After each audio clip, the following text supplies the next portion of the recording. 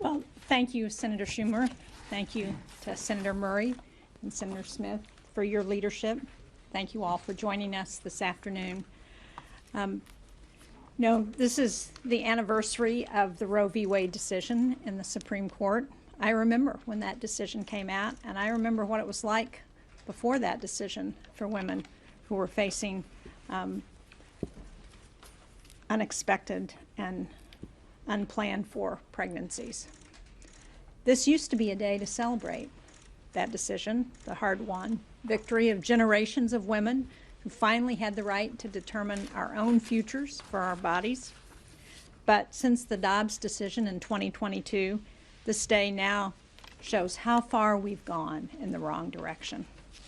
And we're here because we share the concerns about what's happened in this country since Roe was overturned, the fears that have become reality for millions of women. And I hear from people in New Hampshire, we hear from women across the country.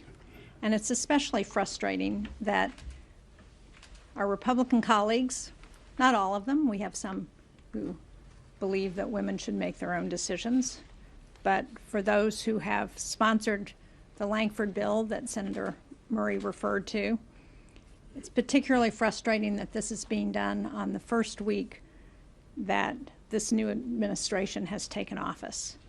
Because once again, we're seeing, as my colleagues have said, that they're taking aim at women's reproductive health care.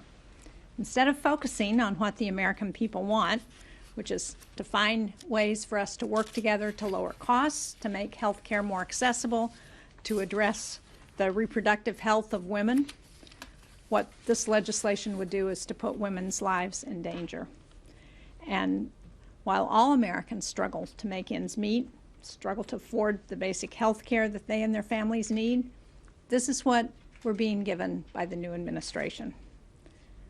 I can tell you all, there is no one who was elected to come to the United States Congress, to the United States Senate, because we wanted to make it harder for people to access basic health care.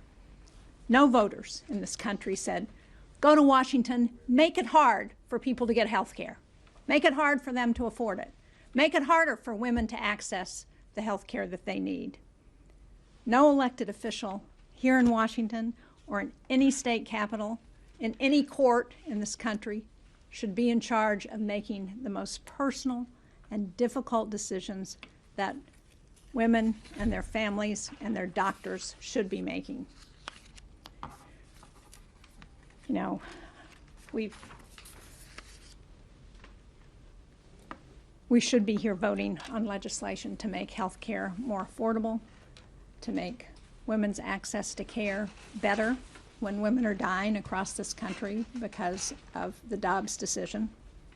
And yet, here we are talking about making it harder for families in the most difficult times.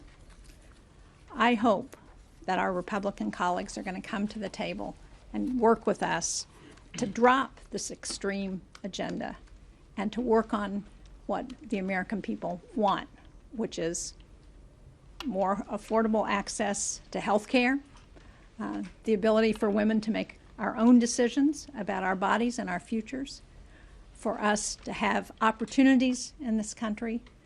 That's what it would mean for the real golden age of America.